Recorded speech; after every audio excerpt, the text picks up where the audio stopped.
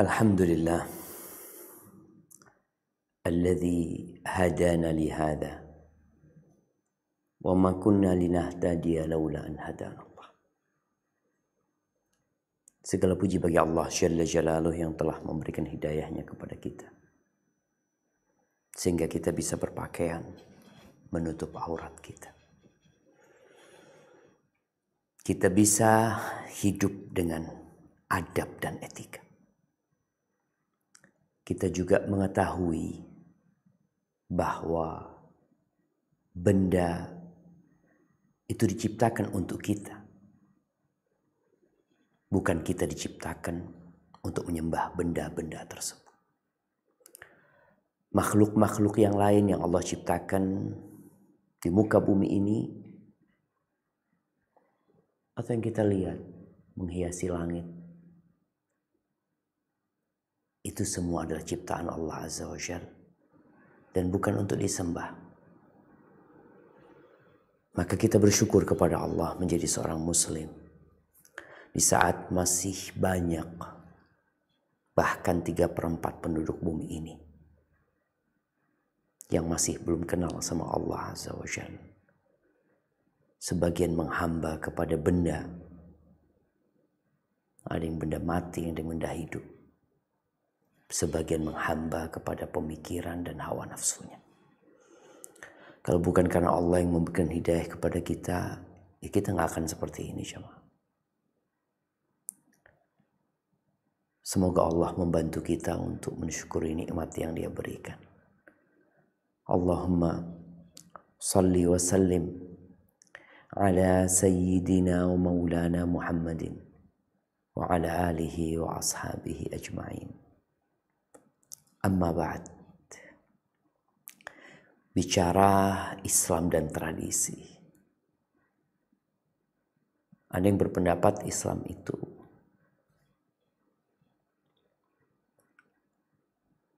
Arab. Bahkan ada yang memikirkan ya Islam hanya untuk orang Arab. Enggak, jemaah. Maka tatkala ada yang berusaha menabrakkan Islam dengan tradisi, dia nggak kenal sama Islam. Sebagian kita itu Islam dari lahir, tapi dia belum paham apa itu Islam. Ahibati fillah, mungkinkah seekor domba Garut dengan tanduknya yang begitu indah dan kokoh menanduk gunung? Gak mungkin gitu. Jadi ya orang tuh harus tahu diri. Islam ini apa sih, jemaah? Karena sampai hari ini ada yang Islamfobia, ada yang masih melecehkan Islam, ada yang memandang Islam sebelah mata, ada yang Muslim tapi nggak pernah bangga dengan Islamnya. Dia lebih bangga dengan mobil yang dia tunggangi, dengan lencana yang ada di pundaknya.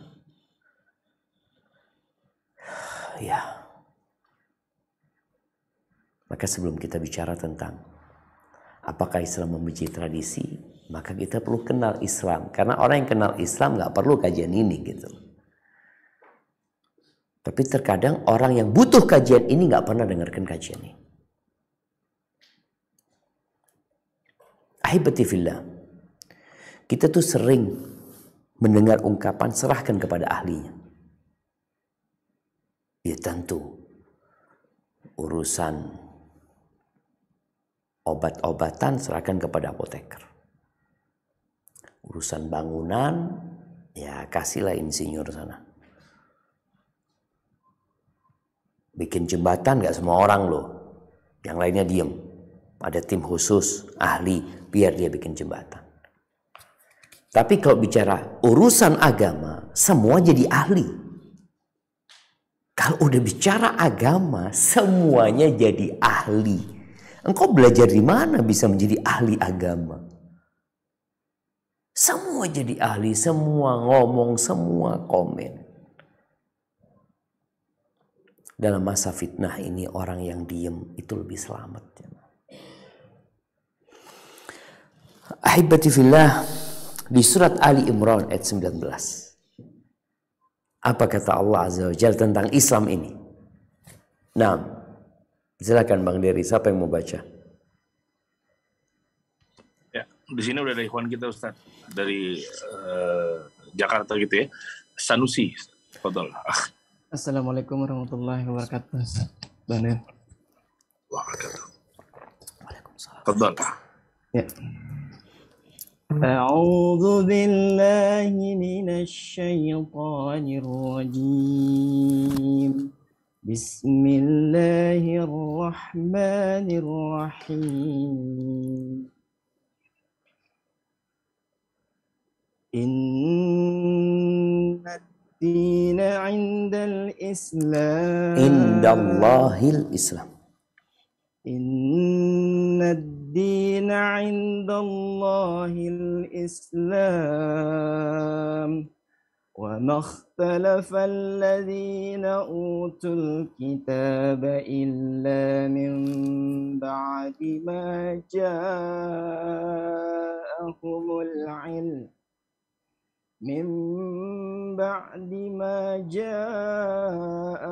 العلم بغيا بينهم ومن يكفر بآيات الله فإن الله سريع الحساب. Sesungguhnya agama di sisi Allah ialah Islam. Tidaklah berselisih orang-orang yang telah diberi kitab kecuali setelah mereka memperoleh ilmu, karena kedengkian di antara mereka. Barang siapa ingkar terhadap ayat-ayat Allah, maka sungguh Allah sangat cepat perhitungannya. Subhanallah jemaah. Ini pernyataan Sang Pencipta. Oh, itu kan pengakuan umat Islam. Kalau yang dibaca tadi itu firman Tuhan. Iya. Ini firman Tuhan. Dan Sang Pencipta sudah menantang setiap manusia. Kalau engkau ragu ini firman Tuhan, engkau ragu, silahkan engkau datangkan satu surat yang seperti di dalam Al-Quranul Karim. Silahkan. Sesungguhnya agama yang diridhoi Allah itu cuma Islam. Islam itu adalah berserah diri kepada Allah dengan mentauhidkannya, taat kepada perintah Allah, menjauhi kesyirikan dan pelaku kesyirikan, mengikuti para nabi yang diutus. Sejak Nabi Adam, Nabi Nuh, Hud, Saleh, Ibrahim, Lut, terus sampai ditutup sama Nabi kita Muhammad SAW. Itu Islam. Ditutup udah dengan Nabi kita Muhammad SAW.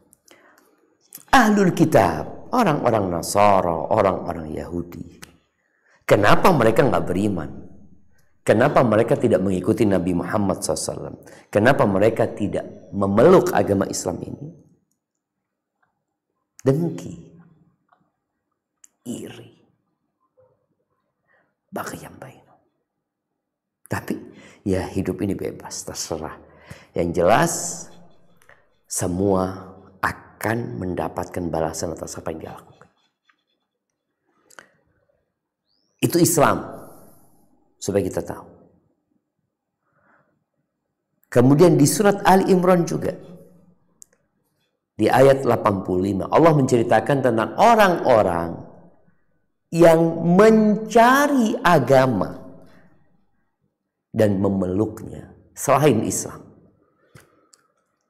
Mungkin dia menjadi sosok yang cerdas, penemu, menemukan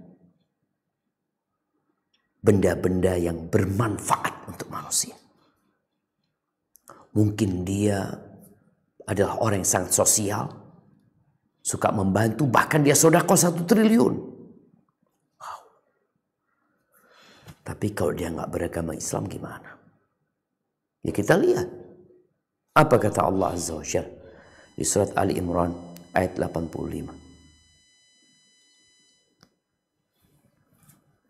A'udzu billahi minasy syaithanir rajim. Bismillahirrahmanirrahim. ومن يبتغي غير الإسلام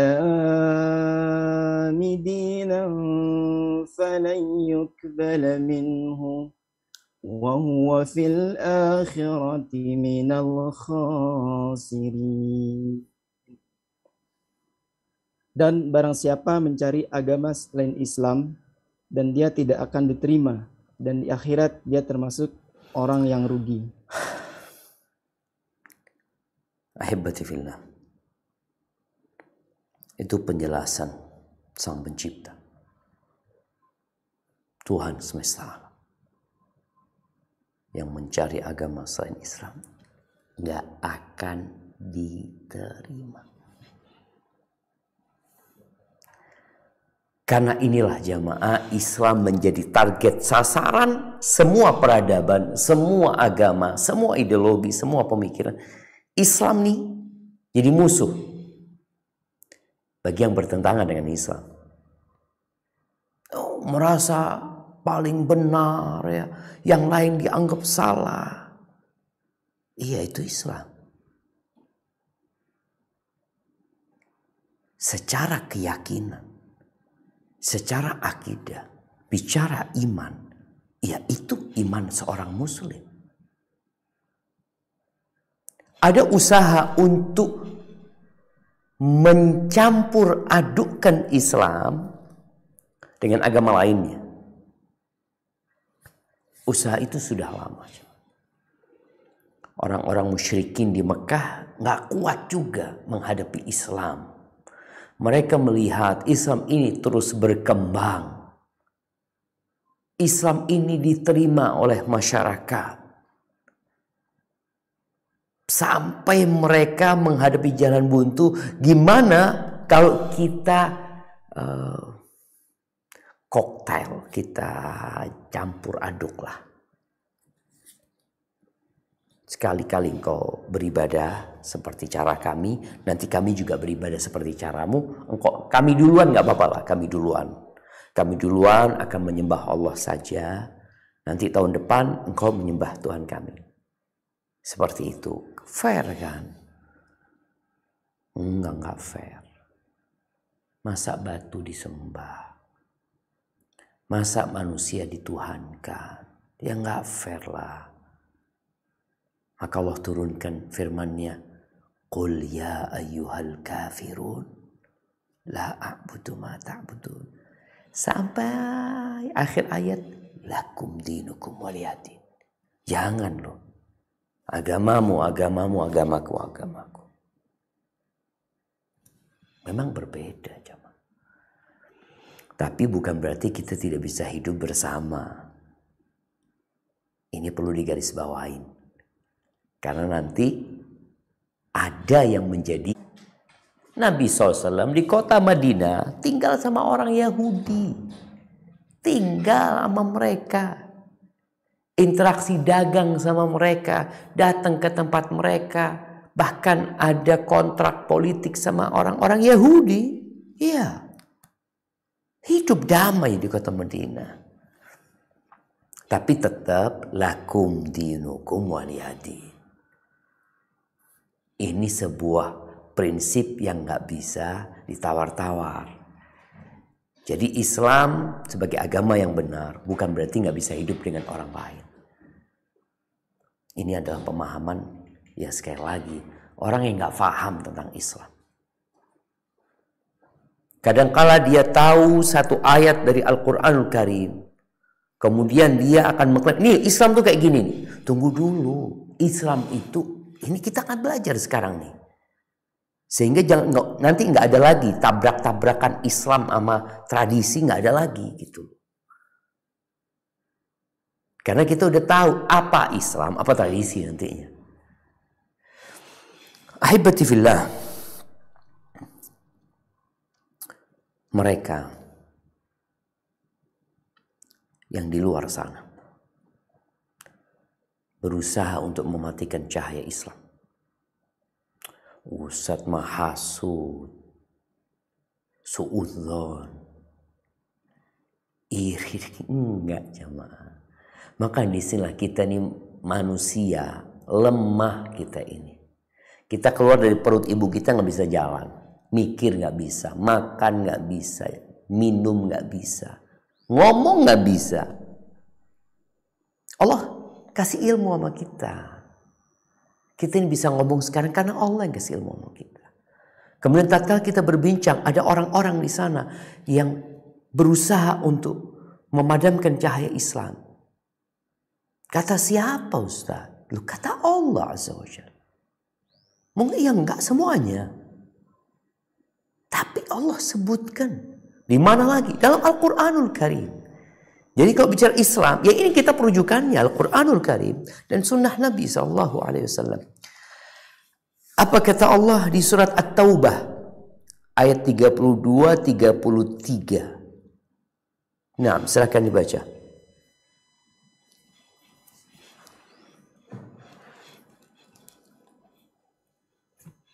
A'udzu billahi minasy syaithanir rajim.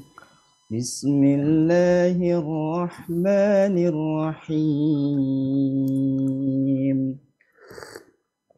Yuriduna an yutfi'u nurallahi biafwahihim. Nurallahi biafwahihim. Wa ya'ballahu illa yutimma nurahu walau karihal kafirun. Huwallazi arsala rasulahu bil huda wa dinil haqq. Huwallazi arsala rasulahu bil huda wa dinil haqq liyudhhirahu 'ala ad-din kullihi walau karihal musyrikun. Mereka hendak memadamkan cahaya agama Allah dengan mulut atau ucapan mereka, tetapi Allah menolaknya, malah berkehendak menyempurnakan cahayanya. Walaupun orang-orang kafir itu tidak menyukai. Dialah yang telah mengutus Rasul dengan petunjuk Al-Quran dan agama yang benar untuk diunggulkan atas segala agama, walaupun orang-orang musyrik tidak menyukai. Subhanallah syabah. Di ayat 32, walau karihal kafir, walaupun orang-orang kafir nggak suka. Di ayat 33, walau karihal musyrikun, walaupun orang-orang musyrik nggak suka. Artinya memang Allah akan menyempurnakan agama Islam ini. Saya belughu hadzal din ma balaghal lail wan nahar. Islam ini akan sampai di mana ada malam dan siang. Akan sampai ke sana Islam. Walaupun orang-orang musyrik nggak suka. Makanya kadang-kala kita berusaha untuk membuat mereka suka. Gimana caranya? Dengan kita meninggalkan prinsip-prinsip agama kita. Agar orang-orang itu suka sama kita. Allah udah katakan. Mereka ingin memadamkan cahaya Allah. Tapi Allah akan sempurnakan agamanya. Allah akan menangkan agamanya. Di atas semua agama. Walaupun mereka nggak suka. Arti ini sudah keputusan Allah Azza wa Jal. Sehingga yang perlu kita cari dalam kehidupan ini adalah ridho sang pencipta. Bukan ridho manusia. Engkau nggak akan bisa membuat 280 juta penduduk ini suka sama engkau. Nggak bisa. Pernah pemilihan presiden di negeri kita. Pernah. ada pemilihan presiden 100% milih orang itu? Nggak ada.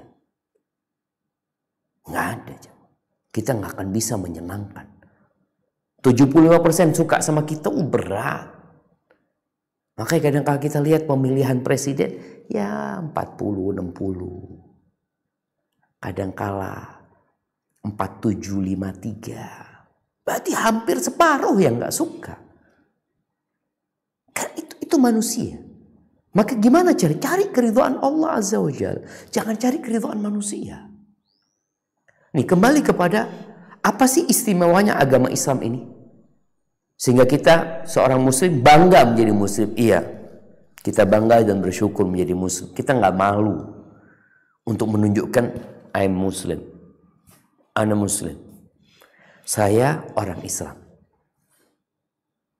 Maka mungkin perlu bisa dibikin ya video pendek lah. Bagaimana kita membangkitkan semangat orang-orang untuk menunjukkan ana muslim. Karena muslim itu punya sifat-sifat yang mulia. Jadi orang kalau kenal muslim, mereka akan suka sama engkau. Orangnya rahmat, orangnya pengasih, orangnya suka menolong orang lain, menghormati yang tua, menyayangi anak. Itu Islam, ajaran Islam. Tapi ternyata ada frame yang sedang dibikin untuk muslim itu teroris. Jadi orang takut. Kalau dengar muslim, teroris nih, radikal nih. Sampai cerita kawan di Amerika. Itu ada orang Mesir ya. Dia mungkin kerja di sana. Dia diledekin sama anak-anak kecil. Anak-anak kecil tuh ngomong, kamu Islam ya? Kamu Islam ya? Kamu Islam ya? Terus kenapa? Mereka katanya orang Islam itu ada ekornya. Bayangin coba. Orang Islam itu punya ekor. Na'udzubillah min dzalik. Sampai gak kuat orangnya coba. Maka dia tunjukkan kepada anak-anak. Ya, satu hal yang sebenarnya gak boleh dia lakukan. Dia buka celananya supaya orang-orang tahu. Setelah itu anak-anak itu berhenti. Bahwa ternyata selama ini tuduhan-tuduhan, fitnah-fitnah itu begitu kencangnya kepada Islam dan umat Islam. Ada yang mereka khawatirkan. Islam ini bawa apa sih? Islam itu bawa rahmat sebenarnya. Tapi iblis gak suka. Maka Allah katakan, ya walaupun orang-orang mereka gak suka, ya Allah akan tetap sempurnakan agama. Haibati fillah. Islam ini agama ilahi. Bukan pemikiran manusia. Bukan hasil kolaborasi antara berbagai penduduk negeri kemudian muncul agama Islam. Bukan karena di Jazirah Arab orang-orang kumpul mereka bikin agama namanya Islam. Bukan. Islam ini agama dari Tuhan. Inilah yang membedakan dengan yang lainnya. Yang lain itu hasil pemikiran manusia. Atau agama yang asal muasalnya dari Tuhan tapi dirubah-rubah sama mereka. Bagaimana seperti Yahudi yang awalnya Islam mereka yang dibawa Nabi Musa alaihissalam. Tahu-tahu mereka mau bunuh Nabi Isa alaihissalam. Maka banyak penyimpangan dalam agama tersebut. Nah, penyimpangan ini hasil pemikiran manusia. Nafsu. Agama Nasara seperti itu. Kita percaya sama Nabi Isa loh. Ini keistimewaan Muslim. Muslim itu percaya dengan nabinya orang Yahudi. Nabi Musa, nabi kita juga. Nabinya orang Nasrani, nabi kita juga. Islam ini last edition untuk agama yang Allah kirimkan. Nabinya, nabi penutup, gak ada lagi. Gitu. Maka kalau bicara ini agama dari Tuhan, yang menjaga agama ini, ya Allah Azza wa Jalla. Bukan kita penjaga agama ini. Allah yang akan menjaga agama ini. Ada yang berusaha untuk merusak, menambahin, ngurangin. Allah akan bersihkan. Allah berfirman di surat Al-Hijr ayat 9. Apa kata Allah Azza wa Jalla?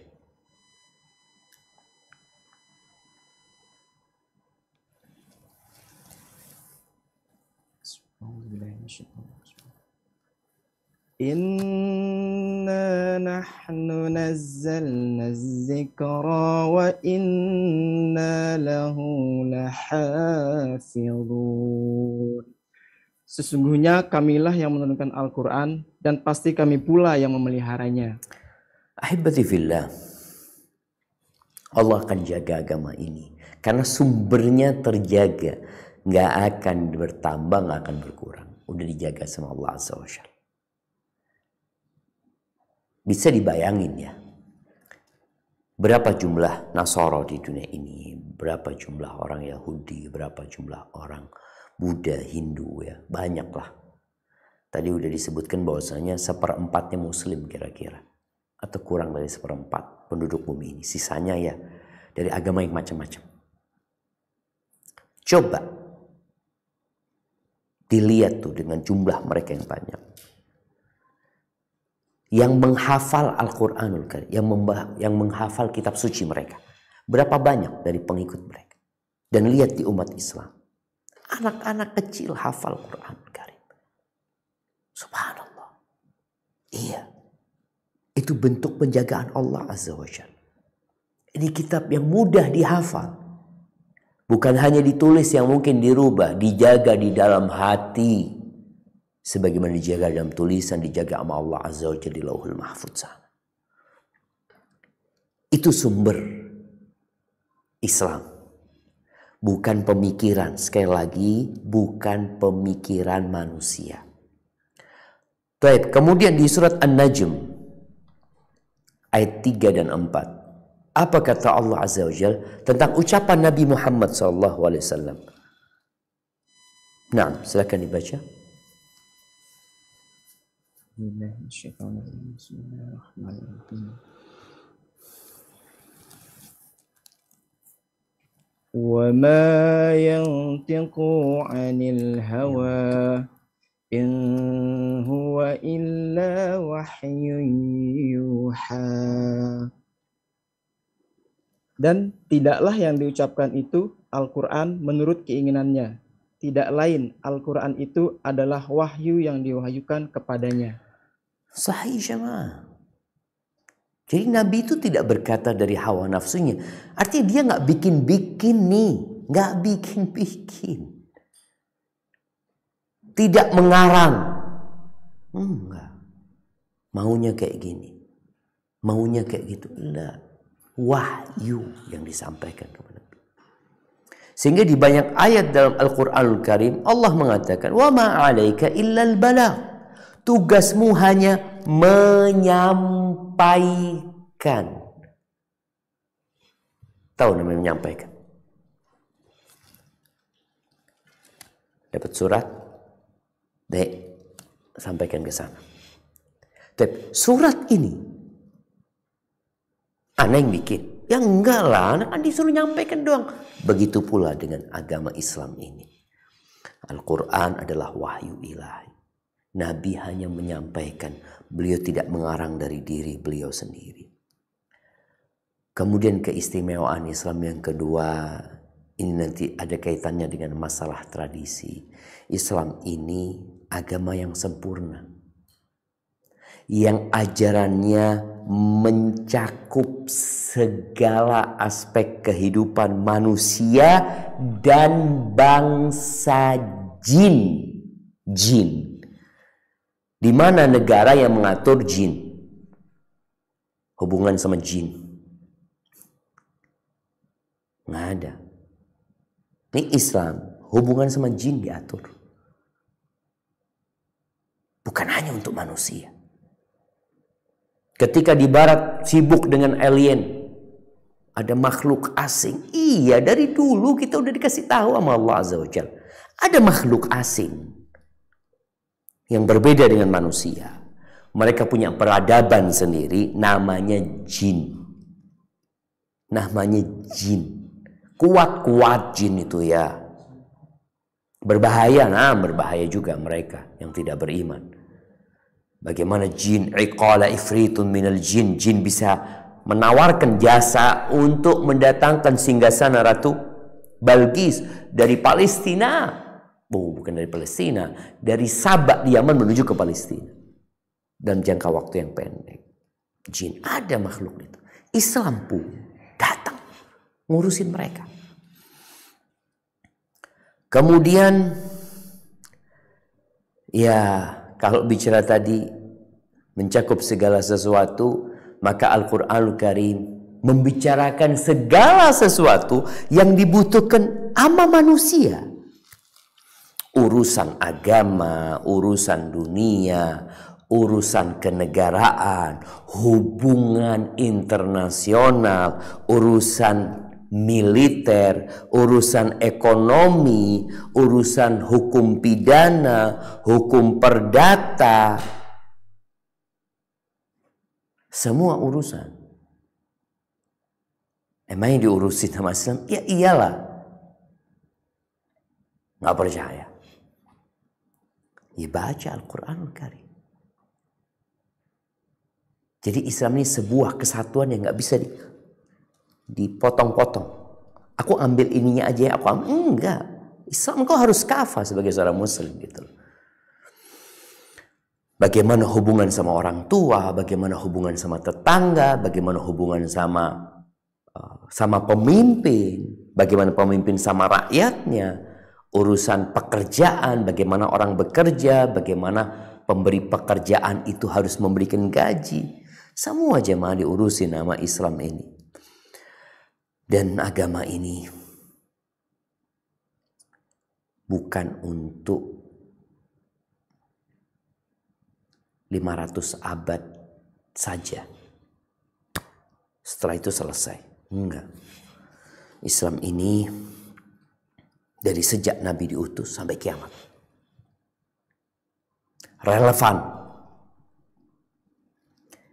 Bisa dipakai bukan untuk suku tertentu. Bukan. Bukan untuk bangsa tersendiri. Bukan untuk kulit hitam. Bukan untuk kulit putih.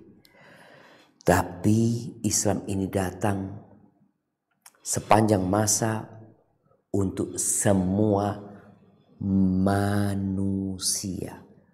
Loh gimana Ustaz? Dengan orang Afrika kan beda sama orang Arab. Orang Arab kan beda sama orang Melayu. Orang Melayu kan beda sama orang Bugis. Orang Bugis kan nggak sama sama orang Dayak. Orang Dayak kan nggak sama orang Papua. Iya. Engkau tinggal sebutkan berbagai macam jenis manusia, suku mereka, tempat mereka hidup, Islam relevan. Ini keistimewaannya Islam. Makanya kalau dikatakan Islam itu memusuhi tradisi, enggak.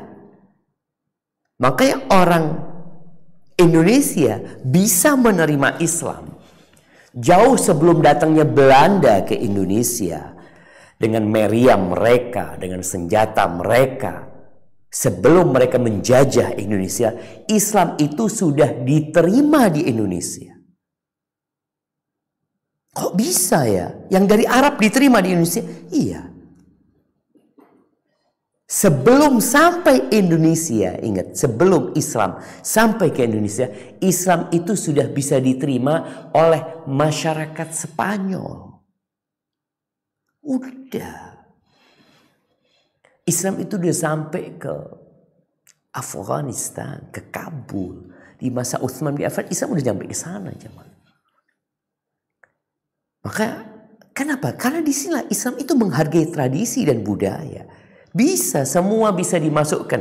Ada wadahnya, ada keranjangnya. Tradisi, budaya, kebiasaan masyarakat nanti ada keranjangnya. Ada saringannya juga. Mana yang bisa diterima dan mana tidak bisa diterima. Mana yang bisa dimodifikasi. Ya. Yang jelas Islam itu bisa diterima oleh semua manusia plus jin. Plus jin. Tapi orang-orang di luar sana nggak menginginkan itu. Mereka menginginkan Islam itu bas Jazirah Arab saja gitu loh. Jangan keluar dari sana. Ya, Islam itu benar. Islam itu sahih. Islam itu hak. Untuk siapa? Untuk orang Arab. Benar. Ahibati fillah. Makanya ketika Islam sampai Indonesia, apakah kemudian berubah yang dimakan oleh kaum muslimin di Indonesia? Ini orang Islam di Indonesia makannya kurma. Enggak, makannya beras. Tetap. Ketika mereka berpuasa, bagaimana mereka berbuka, bagaimana mereka sahur, sudah dengan yang ada. Apakah kemudian pakaian orang Indonesia berubah gitu? Enggak. Silakan mau pakai batik ya tafadhol, mau pakai peci hitam silakan.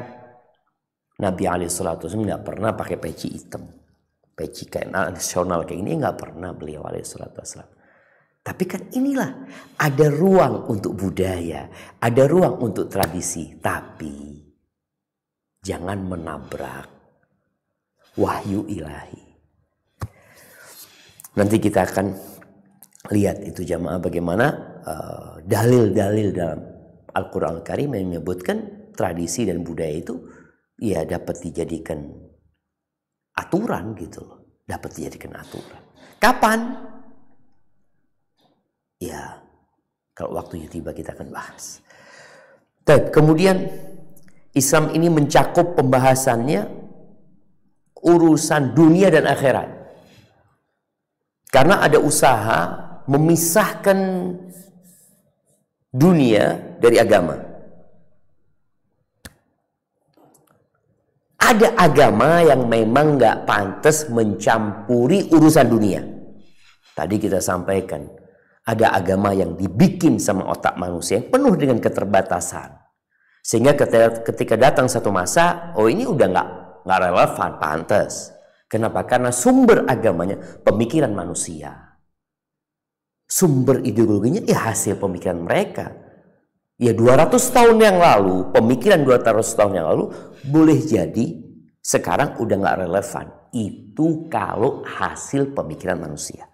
Tapi ingat, di awal kita udah sampaikan, Islam ini agama ilahi.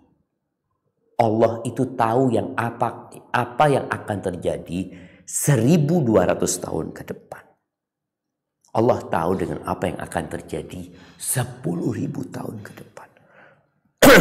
Dan Islam ini akan tetap relevan. Tetap relevan. Kenapa? Nabinya udah gak ada lagi.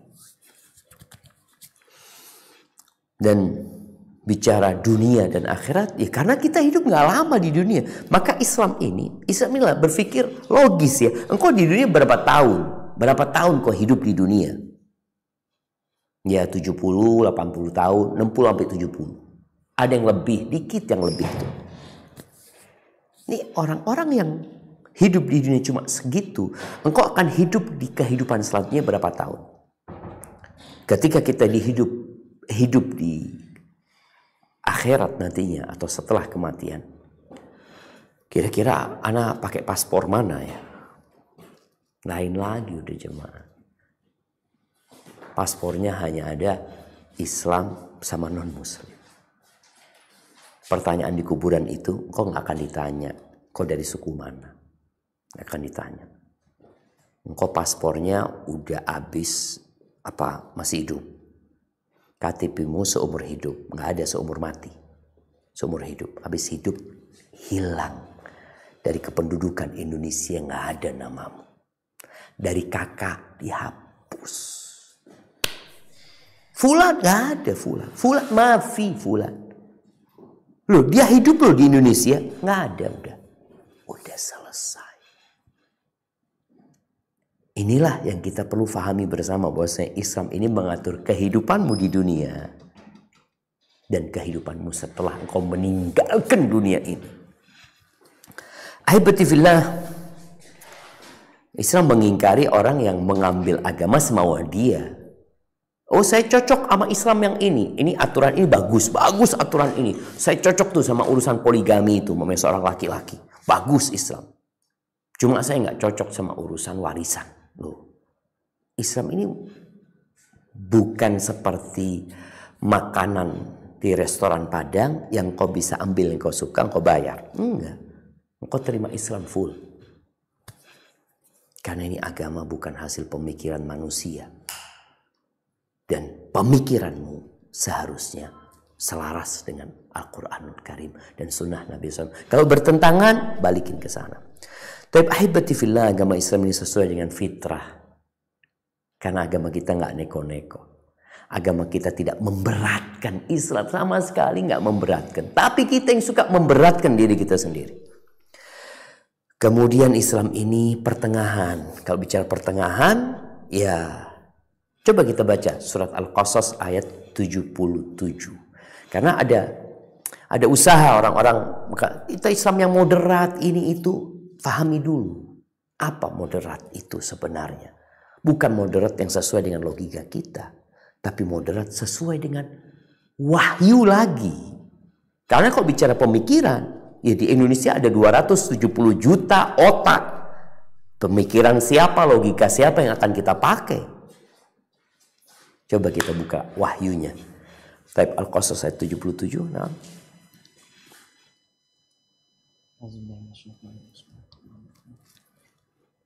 وابتغي فيما آتاك الله الدار الآخرة ولا تنس دار الآخرة وابتغي فيما آتاك الله الدار الآخرة ولا تنسى نصيبك من الدنيا وأحسن كما أحسن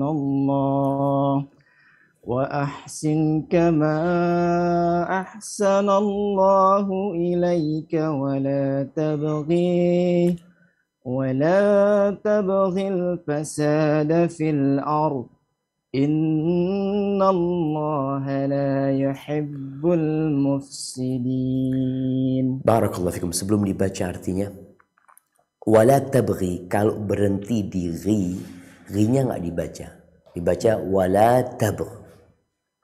Seperti itu. Kalau disambung wala tabghil fasad. Silakan dibaca artinya. Dan carilah pahala negeri akhirat dengan apa yang telah dianugerahkan Allah kepadamu. Tetapi janganlah kamu lupakan bagianmu di dunia dan berbuat baiklah kepada orang lain, sebagaimana Allah telah berbuat baik kepadamu. Dan janganlah kamu berbuat kerusakan di bumi. Sungguh Allah tidak menyukai orang yang berbuat kerusakan. Subhanallah. Islam itu menyeimbangkan kebutuhan jasmani dan rohani manusia. Islam itu memikirkan dunia dan akhirat. Jangan kemudian kita berprasangka Islam itu ya untuk urusan akhirat, urusan dunia diatur sama Islam. Sehingga ketika ada seorang sahabat yang tidak mau menikah, dia mau fokus ibadah. Apa kata Nabi SAW? Faman raghiba an sunnati falaysa minni. Yang benci sama ajaranku, sama sunnahku, bukan dari golonganku. Subhanallah. Bukan dari golongan Nabi SAW. Ada yang mau sholat terus sepanjang malam. Ada yang mau puasa terus nggak berbuka. Kata Nabi SAW, bukan kayak gitu Islam. Islam ini jamaah bukan sebuah idealisme yang tidak bisa dipraktekkan. Islam ini ideal dan real, bisa dipraktekkan. Jadi nggak ada yang berpikir, nggak mungkin dipraktekkan ini itu, ini kan zaman dulu, ini. Bentar. Kau tahu nggak sama Islam? Tahu nggak sama Islam kau? Ini agama Tuhan gitu loh. Bukan pemikiran Nabi Muhammad SAW. Dan Islam tidak bertentangan dengan ilmu. Bahkan ayat yang pertama turun kita semua tahu. Iqra, baca. Maka taulah menjadi muslim, baca. Apa yang dibaca? Qurannya dibaca. Dikasih petunjuk nggak pernah dibaca. Baca petunjuk yang dibikin sama manusia, yang ditulis oleh manusia, yang penuh dengan kekurangan dan kesalahan, yang nanti direvisi oleh mereka, dan mungkin nanti ditinggalkan karena sudah tidak relevan. Al-Quran yang sejak 1443 tahun yang lalu ada, kita nggak baca. Itu kitab ilmu. Iqra. Yang merasa muslim baca Al-Quran. Baik, bagaimana dengan tradisi? Kita nggak perlu bicara panjang-panjang tentang tradisi setelah kita faham tentang Islam ini. Ahibati fillah, tradisi itu muktabar, nggak apa-apa dalam agama kita. Tidak semua kebiasaan, tidak semua budaya masyarakat itu ditolak sama Islam. Tapi tadi kita udah sampaikan ada keranjang khusus, ada saringan khusus. Coba kita baca firman Allah ya di surat Al-Baqarah 241. Nah,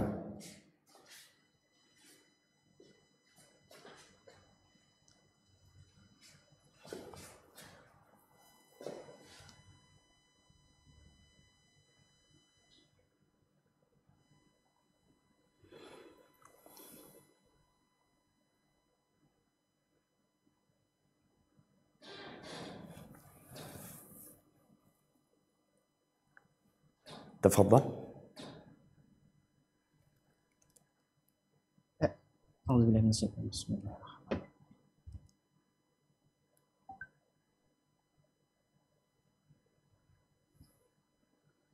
Bismillahirrahmanirrahim.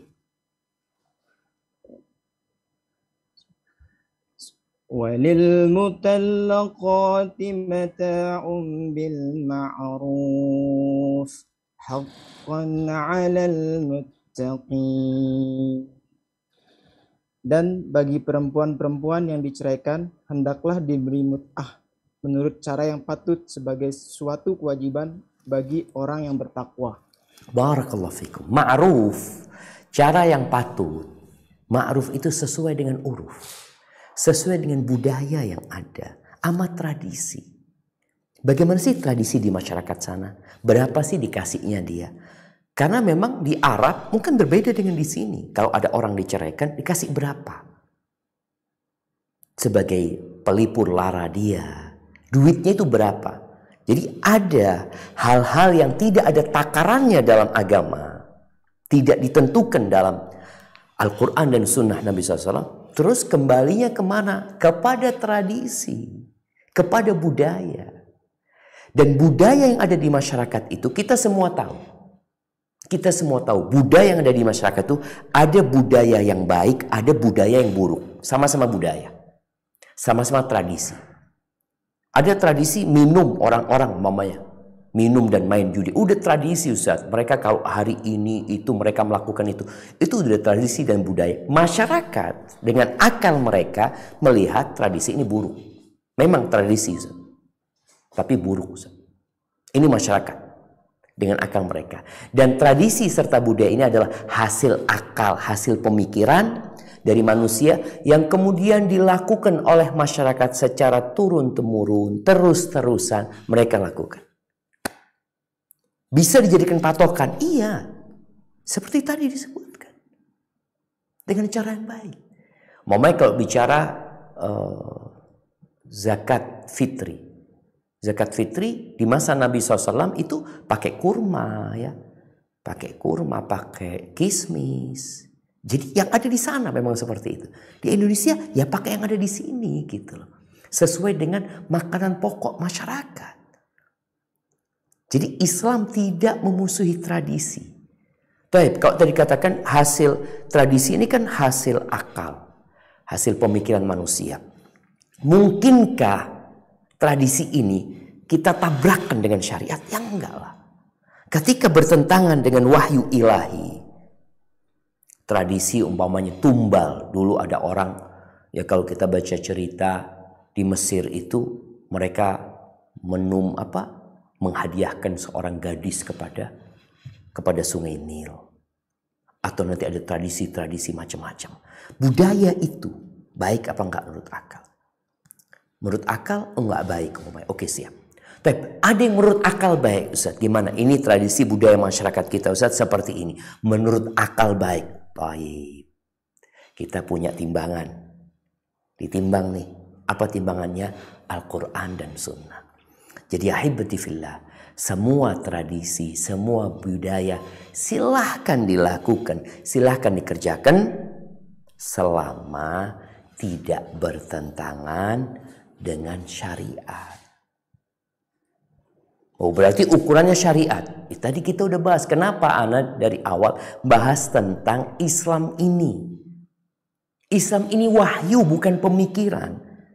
Makanya kalau kita lihat tradisi orang di Jawa Timur, Jawa Barat, Jawa Tengah dibandingkan dengan tradisi orang umpamanya di luar Jawa, terkadang berbeda tradisi mereka. Makanya kalau dikatakan mana ukuran tradisi yang paling benar, ya sudah menurut masyarakat setempat di sana. Tapi kalau sudah dihadapkan dengan wahyu, tolong ini yang diutamakan. Akal manusia itu terbatas, jamaah.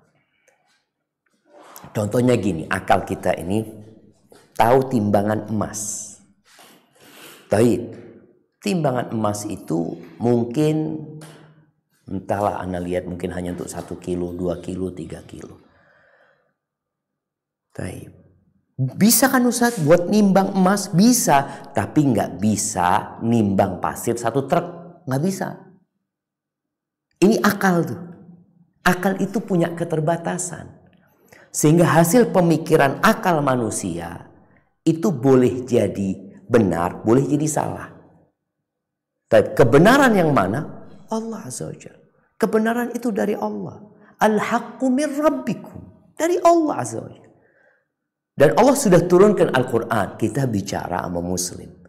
Dan juga kepada setiap manusia. Yang belum percaya dengan kebenaran Al-Quran Karim, engkau cari satu surat, bikin seperti Al-Quran Karim. Tapi yang udah Islam, tolong engkau bangga dengan Islam, bukan hasil pemikiran Nabi Muhammad SAW. Bukan. Tapi itu wahyu dari Allah SWT. Nih, bicara yang ma'ruf juga ya. Yang sesuai dengan tradisi, dengan budaya yang ada. Ketika Hind binti Utbah berkata, "Ya Rasulullah, inna Abu Sufyan rajulun syahih." Dia mengatakan suaminya itu pelit, bakhil. La walaysa yu'tini ma yakfini wa waladi. Dia itu tidak memberikan nafkah yang mencukupi aku dan anakku. Illa ma akhadtu minhu wa huwa la ya'lam. Kecuali yang aku ambil dari hartanya dia yang dia nggak tahu. Apa kata Nabi SAW? Khudhi ma yakfiki wa waladaki bil ma'ruf. Ambil yang cukup buat engkau dan anakmu dengan cara yang sesuai dengan tradisi, dengan urf. Yang sesuai gitu. Jangan kemudian kau berlebih-lebihan, ikut. Gimana tradisinya? Tradisinya kalau memang makan itu, ya di tempat kita Ustaz, kita makan biasanya mungkin sehari 15.000. Satu kali makan 10.000, 15.000. Ya udah sesuai dengan tradisi yang ada. Jadi ini menjadi sebuah ukuran jamaah. Ahibati fillah. Yang terakhir supaya kita faham dengan tradisi yang dibuat oleh manusia. Ada sebuah kisah ini disebut oleh Ibnu Katsir. Yang ringkas cerita ini tadi Anda sempat menyinggungnya. Bahwasanya penduduk Mesir ya, kita tahu Mesir dari masa Fir'aun ya, mereka melakukan tradisi dan budaya-budaya yang menyimpang dari ajaran Allah Azza wa Jalla. Mereka punya sihir ya. Salah satu tradisi mereka, Sungai Nil itu setiap tahun ada bulan tertentu yang Sungai Nil itu akan mengering. Bagaimana cara mereka supaya mengembalikan Sungai Nil itu menjadi penuh lagi airnya? Dan kita tahu itu sumber Tradisi mereka adalah bagaimana seorang gadis itu dilemparkan ke dalam sungai. Setelah mereka datang kepada orang tuanya, ya, meminta kepada bapak ibundanya supaya ridho dikasih harta ini dan itu karena untuk maslahat bersama untuk umat manusia, macam-macam. Udah dilemparkan, airnya naik. Ketika Islam sampai ke sana, udah ada tradisi dan budaya itu. Mereka laporan kepada gubernur Amr bin As. Kata Amr bin As, nggak mungkin, kata dia. Nggak mungkin, dalam Islam nggak boleh kayak gitu. Gimana manusia dibunuh jemaah, diberikan kepada sungai. Dan kita memberikan tumbal kepada selain Allah Azza wa Jalla, kepada makhluk. Ini bentuk kesyirikan. Akhirnya kirim surat kepada Umar bin Khattab. Umar balas suratnya Amr bin As, disuruh melemparkan suratnya Umar kepada sungai Nil. Disaksikan oleh orang-orang. Dari isi surat itu ringkasnya dari Umar bin Khattab, Amirul Mukminin radhiyallahu taala anhu kepada sungai ini, kalau engkau berjalan karena keinginanmu sendiri, engkau jangan jalan. Enggak usah mengalir engkau. Tapi kalau engkau mengalir karena perintah Allah Azza wa Jalla, maka mengalirlah. Malam itu airnya penuh lagi. Ini kalau bicara tradisi. Jadi tradisi ada yang baik, ada yang buruk. Yang buruk selesai tinggalkan. Yang baik timbang sama agama. Kalau nggak bertentangan, ya kita ambil, kita pakai gitu loh jemaah. Jadi inti semuanya sebenarnya Islam menghargai tradisi. Bahkan membolehkan orang itu menjalankan tradisi mereka, bahkan itu bisa menjadi hukum ya. Sampai kalau kita membaca kitab-kitab usul fiqh al-'adah muhakkamah, adat istiadat kebiasaan itu bisa menjadi standar, menjadi aturan selama tidak bertentangan dengan syariat. Tapi kalau bertentangan dengan syariat, dimanapun kita berada, maka syariatlah qala Allah, qala Rasul yang harus didahulukan daripada tradisi dan budaya. Semoga kita bisa faham tentang agama kita sehingga kita tidak lagi menabrak-nabrakan Islam, sebuah agama dari Allah, dengan tradisi dan budaya yang hasil pemikiran manusia. Barakallahu fiik. Mungkin itu yang dapat Anda sampaikan, Bang Dery. Kurang lebihnya mohon maaf. Mungkin kita masuk ke sesi tanya jawab. Nah, tafadhol. Baik Ustaz, syukran, jazakallah khair, barakallahu fiik atas materinya. Baik teman-teman, baru saja kita mendengarkan dan juga menyimak kajian yang tentunya diselenggarakan oleh Pondok Tahfidz Mata Air Tasnim bersama guru kita, pemateri kita Al-Ustaz Syafiq Riza Basalam hafizahullah taala, yang bertemakan benarkah Islam benci tradisi. Baik, kalau gitu kita masuk di sesi tanya jawab. Buat teman-teman, ini sudah disortir ya berdasarkan tema kajian kita pada siang hari ini. Baik, kita menuju ke pertanyaan yang pertama, Ustaz. Barakallahu fiik Ustaz Syafiq atas ilmunya. Bismillah, afwan Ustaz, Ana izin bertanya terkait keresahan Ana saat ini. Alhamdulillah, biiznillah, Ana menikahi seorang perempuan yang satu frekuensi dengan manhaj salaf. Tapi qadarullah, latar belakang keluarga besar istri Ana berasal dari tarikat sufi yang sangat kental dengan tradisi. Bagaimana Ana dan istri menyikapi hal tersebut, Ustaz? Satu sisi, Ana tidak mau mengikuti tradisi-tradisi sufi tersebut karena tidak sesuai dengan sunnah Rasulullah SAW. Tapi di sisi yang lain, Ana tidak berani menyampaikan kepada keluarga karena khawatir hubungan Ana dengan keluarga menjadi tidak baik. Mohon nasihatnya Ustaz, syukran, jazakallah khair. Masya Allah, barakallahu fiik ya. Alhamdulillah. Semoga saudara kita yang bertanya ini dijaga rumah tangganya ya. Ada satu fenomena, mungkin Bang Dery bisa menambahkan ya tanggapan terhadap fenomena ini. Jadi banyak sekarang anak-anak muda yang menikah satu frekuensi, tapi orang tuanya juga satu frekuensi yang berbeda. Tapi anak-anaknya alhamdulillah mereka udah sama kenal manhaj salaf ya, udah ngaji ya. Yang semoga ke depan anak-anak itu menikah satu frekuensi, orang tuanya juga satu frekuensi, yaitu sudah mengenal agama Allah ini, ya, sudah menjalankan sunnah Nabi SAW. Disinilah tugas anak menjadi lebih besar. Kalau nanti anak-anak kita mungkin tidak terlalu repot lagi, dia menikah, dia punya mertua juga yang alhamdulillah udah ngerti agama, ya. Si perempuannya juga punya mertua yang udah paham agama. Jadi kehidupan mereka mungkin bisa disebut lebih tenang, walaupun tetap fitnah dalam rumah tangga akan ada. Bagaimana sikap kita terhadap tadi kondisi keluarga istri yang memang belum kenal sama sunnah, ya. Ini tantangan. Jadikan yang seperti ini ladang pahala buat kita. Maka kita perlu berpikir sekarang, apa yang bisa dilakukan? Yang pertama, engkau perlu terus belajar. Belajar. Kenapa?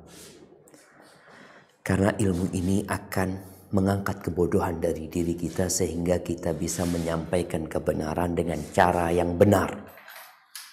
Berapa banyak orang yang menyampaikan kebenaran dengan cara yang salah, cara yang kurang tepat, sehingga kebenaran itu jadi buruk dan jadi salah dalam pandangan orang tersebut gara-gara salah menyampaikan. Maka berusahalah, kalau tadi engkau tidak mengikuti tradisi mereka yang memang bertentangan dengan sunnah, ya, maka jangan diikutin. Disitulah menjadi langkah dakwah pertama. Keluarga akan bertanya, engkau ikut aliran apa? Ini pertanyaan-pertanyaan yang normal biasanya. Kok engkau nggak ikut sama acara kita, ya? Bukankah ini baik? Bukankah ini mendekatkan diri kepada Allah Azza wa Jal? Bukankah Allah suka dengan acara-acara kebaikan seperti ini? Itu akan muncul. Dan disinilah kenapa mereka mengamalkan tradisi tersebut. Karena mereka merasa itu baik. Maka tugasmu, iya ayah, sampaikan kepada mereka. Ya kalau menurut akal ana sih baik sih, menurut logika baik. Tapi setelah ana belajar tentang bagaimana Nabi kita Muhammad SAW beribadah, menjalankan agama ini, kok itu gak pernah dijalankan Nabi ya SAW. Disinilah ana jadi bingung gitu. Akal ana mengatakan itu baik. Tapi dilihat Nabi SAW yang dijadikan utusan Allah, yang kita disuruh mengikuti beliau gak ngamalin, gak ngajarkan, gak nyuruh. Maka ana kok lebih condong untuk mengikuti Nabi SAW. Pesan-pesan seperti itu. Jadi kalimat-kalimat yang positif, ya, yang membangun, yang memotivasi mereka untuk belajar lagi. Merendahlah kepada yang lebih tua, yang lebih berilmu di antara mereka, sampaikan, ya anak ini baru belajar, makanya anak terus berusaha untuk menuntut ilmu. Ada satu pesan, sampaikan bahwasanya ketika terjadi perselisihan, kata Nabi SAW, suruh cari sunnahnya Nabi SAW. Maka anak tidak ingin menambah perselisihan sehingga anak akan mengikuti yang diajarkan Nabi SAW. Agar mereka berpikir, kalau takut dimusuhin sama keluarga, ya pada akhirnya kita harus siap. Siap apa? Ya siap dibenci. Ya siap dimusuhin. Bahkan siap untuk diusir dan disakiti. Rasulullah SAW, apa yang dilakukan pamannya Abu Lahab? Bagaimana Abu Lahab ini merongrong Nabi Muhammad SAW. Ketika beliau ceramah di satu tempat, selesai ceramah beliau pergi, datang Abu Lahab mengatakan, aku pamannya. Paman itu lebih tahu dengan keponakannya sendiri. Ini orang ngibul nih orang ngomongnya. Subhanallah. Datang lagi nanti ke tempat ceramah satunya. Bagaimana Nabi Ibrahim diusir sama bapaknya. Kurang apa Nabi Ibrahim ketika menyampaikan kebenaran kepada ayahnya sendiri. Diusir sama bapaknya. Bahkan dibakar akhirnya Nabi Ibrahim alaihissalam. Setelah engkau berusaha, doakan. Doakan. orang tuamu. Ya mereka nggak paham sebagaimana kita juga dulu nggak paham gitu. Hidayah itu milik Allah. Maka kita pintakan hidayah kepada Allah buat mereka. Hadza wallahu a'lam bissawab. Ya, baik Ustaz, syukran, jazakallah khair, barakallah fik. Lanjut lagi ke pertanyaan yang berikutnya, yaitu ini terkait dari berita yang memang lagi marak nih Ustaz. Bismillah, afwan Ustaz, izin sebelumnya minta pendapat Ustaz soal fitnah toa masjid yang tersebar di kalangan masyarakat. Jazakumullah khair, barakallah fik. Fadhal Ustaz. Ahibati fillah. Seorang muslim itu ketika terjadi fitnah, dia berusaha untuk menjaga diri. Diam. Tidak berbicara kecuali berdasarkan panduan ilmu. Firman Allah dan sabda Nabi SAW. Gini jemaah, kalau bicara aturan, toa masjid, ya semua perlu diatur. Perlu diatur ya. Kita hidup bertetangga, ya kita harus menghormati tetangga kita. Diatur toa masjid dengan aturan yang syiar agama Allah ini bisa dinikmatin oleh umat. Karena kita tahu sebenarnya yang diperlukan dari toa masjid itu, yang pertama adalah adzan. Adzan itu memang ditujukan buat orang-orang supaya mereka datang ke masjid, mereka tahu dengan waktu sholat ya. Itu tujuannya. Qomat tidak terlalu penting untuk pakai suara luar, qomat itu. Karena memang lebih ditujukan kepada orang yang sudah hadir. Walaupun pakai suara luar pun gak ada masalah supaya orang yang mungkin lagi wudhu tahu sudah qomat di masjid. Suara-suara yang lainnya sesuai dengan kebutuhan. Tapi yang jelas syiarnya itu adalah adzan tadi. Pernah terjadi keributan di Mesir. Ada muslim, kita tahu di Mesir lumayan banyak ya orang-orang non-muslim, mungkin juga tergantung pemukiman mereka. Jadi ada, ini cerita anak punya ustadz dulu. Cerita bahwasanya di salah satu pemukiman orang-orang non-muslim itu nggak mau dengan suara adzan, mengganggu kata mereka. Suara adzan, kata mereka mengganggu. Akhirnya kasusnya dimasukkan ke pengadilan. Pengadilan muslim sewa lawyer, lawyernya non muslim, yang disewa lawyernya non muslim.